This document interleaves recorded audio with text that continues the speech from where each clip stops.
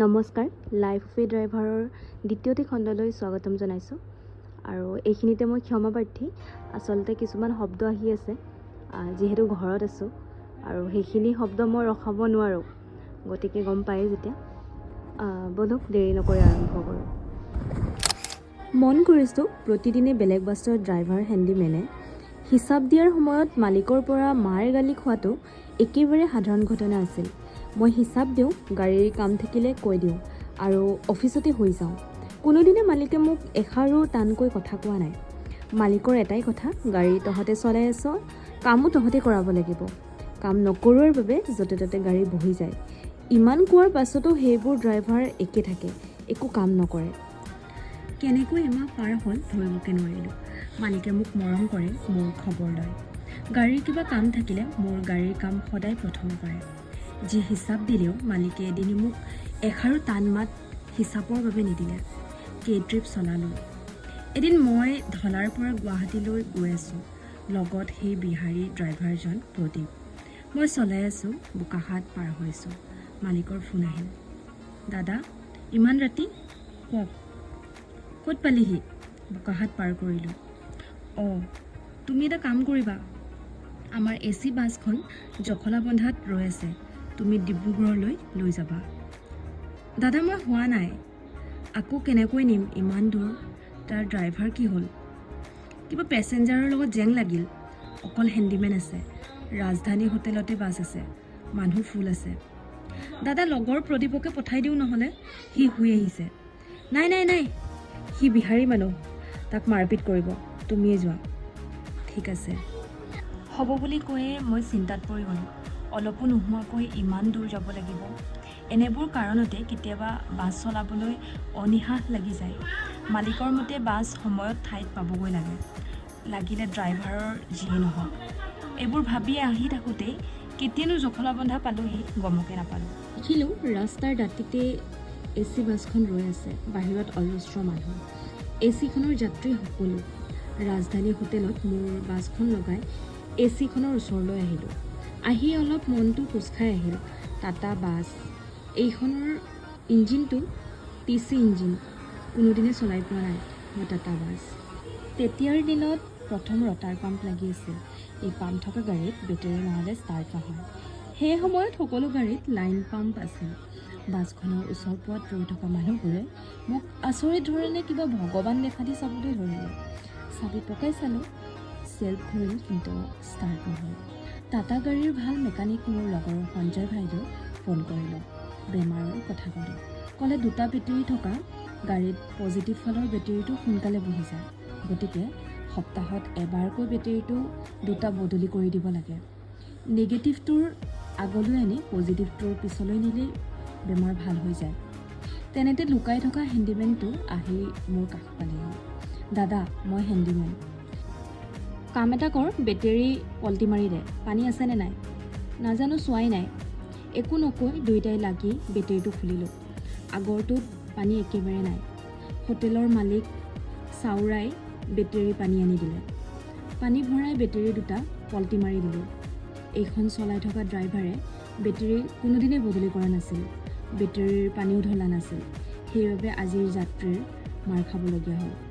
তেনেই সৰু কাম, কিন্তু সময়ত নকৰাৰ বাবে বাছ ৰাস্তাত ৰৈ গ'ল। তলে ওপৰে চকু দি দেখিলোঁ পাছফালে বেলুন আছে, মানে এইখন এয়াৰ ছাছপেঞ্চৰ গাড়ী। সেই সময়ত প্ৰথম এয়াৰ ছাছপেঞ্চৰ ব্যৱস্থা এইখন গাড়ীতে আছিল।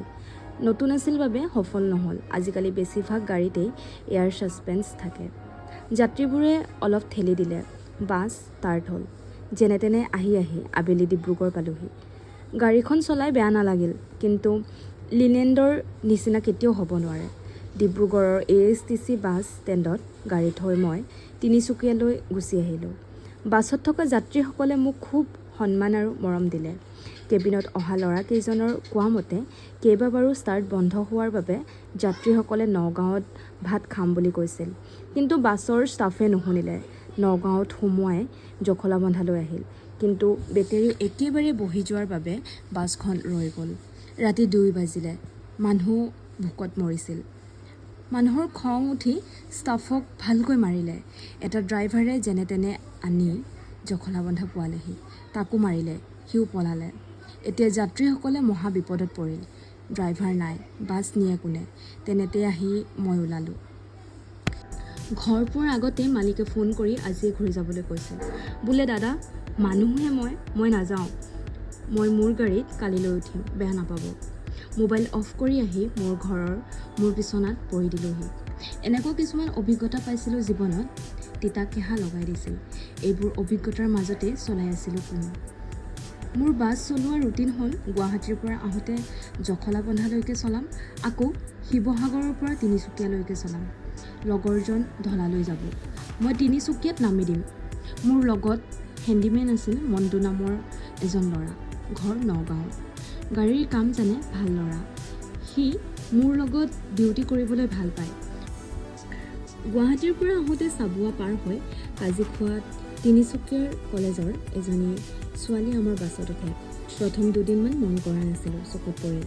বেলেগ বাছ পালেও তাই নুঠে, আমাৰখনৰ বাবে অপেক্ষা কৰি থাকে। বাছত উঠি দুৱাৰৰ কাষৰ ছিটটোতে বহে, ধুনীয়া ছোৱালী। আজিকালি মই আৰু মনটো কাজিখোৱা পাবলৈ বেছি উদ্গ্ৰীৱ হৈ থাকোঁ। মই তাইৰ পৰা পইচা ল'বলৈ মানা কৰিলোঁ। কোনো ধৰণৰ কথা বতৰা নাই। এদিন এৰি এদিন তাইক সদায় লগ পাওঁ। কিবা এটা ভাল লাগি থাকে তাই বাছত উঠাৰ লগে লগে। এনেদৰে প্ৰায় এমাহমান পাৰ হ'ল। এদিন নিজেই তাইৰ চিনাকি হ'ল। ডিগ্ৰীত পঢ়ি আছে, ফাইনেল দিব, নাম দলি ভূঞা। এনেদৰে প্ৰায় এমাহমান পাৰ হ'ল। এদিন নিজে তাই চিনাকি হ'ল, ডিগ্ৰীত পঢ়ি আছে, ফাইনেল দিব, নাম দলি ভূঞা। চিনাকি হোৱাৰে পৰা ডিব্ৰুগড়ৰ পৰা বাছৰ স্পীড বাঢ়ি যায় আৰু তাই উঠাৰ লগে লগে স্পীড 40ৰ ওপৰলৈ নাযায়। মনত তিনিচুকীয়া যেন যিমান পাৰোঁ সিমান দেৰিকৈ পাওঁ, তেনে ভাৱ এটা আহে। মনটোৰ ভিতৰত কিবা এটা শীতল যুদ্ধৰ আৰম্ভ হ'ল। লাহে লাহে তাইৰ কথা ভবাটো মোৰ নিয়ম হৈ পৰিল। এনেকুৱা এজনী ছোৱালীয়ে মায়ে বিচাৰিব বোৱাৰী কৰিবলৈ। মায়ে বিচৰা ছোৱালীজনী মই দলিৰ মাজতে দেখিছোঁ। কিবা এটা উপায় কৰি তাইক ক'ব লাগিব। ৰাতিটো বাছ চলাই থাকোঁতে অকল এইবোৰে ভাবি থাকোঁ, কিন্তু তাইক লগ পোৱাৰ লগে লগে মোৰ মুখৰ মাত মুখতে লুকাই পৰে। লাহে লাহে আমাৰ কথা বাঢ়িবলৈ ধৰিলে। মোলৈ এটা চকলেট অনাটো আজিকালি সাধাৰণ কথা হৈ পৰিল। সদায় বাছত উঠিয়ে মোলৈ চকলেট এটা আগবঢ়াই দিয়ে। আজি আহি আছোঁ, ডিব্ৰুগড় পাৰ হৈ চাবুৱা পাৰ কৰিলোঁ। দলি ৰৈ আছে চাগে, আজি কিবা এটা ইংগিত দিবই লাগিব। মনটোৱে মোক বহুত সাহস দিয়ে। যি হয় হ'ব, এবাৰ অন্তৰৰ কথা জনাই দিয়ক। দূৰৰ পৰাই দেখিছোঁ দলি ৰৈ আছে। এক্সিলেটাৰ এৰি ব্ৰেকত ভৰি থৈ আহি আছোঁ। বাছ ৰোৱাৰ লগে লগে দলি উঠি আহিল। আজি মোক চকলেট নিদিলে, মুখত এটাও কথা নাই। তাৰ মুখখন দেখি মোৰ অন্তৰৰ ভাৱ অন্তৰতে জাহ গ'ল। তিনিচুকীয়া পালোহি, মই নামিলোঁ, কিন্তু দলি নানামিল।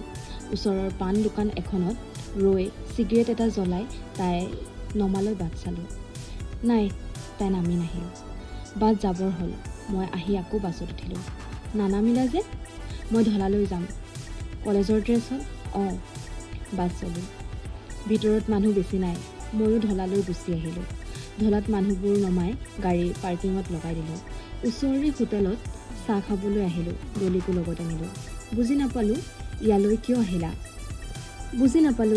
আহিলা? এনেই আহিলোঁ। আপোনালোক কেনেকৈ থাকে চাবলৈ।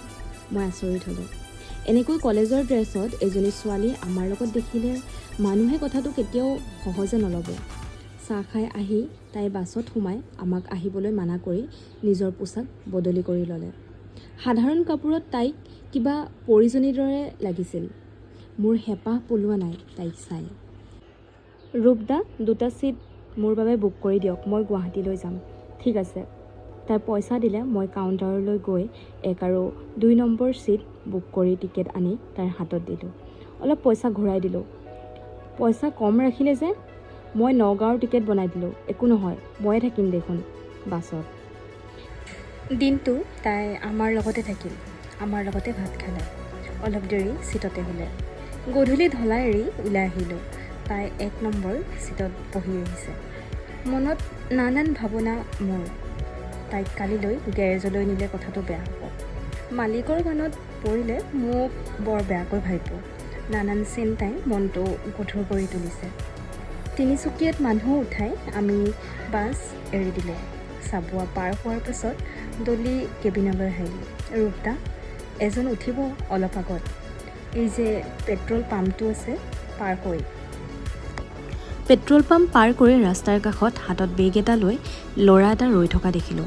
বাছ ৰখাই দিলোঁ। ল'ৰাটো উঠি আহি ডলিৰ লগত ভিতৰলৈ সোমাই গ'ল। ৰাতি গভীৰ হৈ আহিল, লগতে মোৰ মনটো। মই বুজি পালোঁ মোৰ মাৰ বোৱাৰী এইজনী আৰু হ'ব নোৱাৰে। তাই নিজৰ সংসাৰ নিজে পাতিলে। বুকুত কিবা যেন তীব্ৰ হেঁচা পৰিল। মনটো আৰু মই দুয়োটা বাগৰুদ্ধ হৈ পৰিলোঁ। ডলিৰ লগত দেখা সপোন হঠাতে ভাঙি থানবান হৈ পৰিল। ডলি হেৰাই যোৱা দুখত অন্তৰ ভাঙি দিছিল।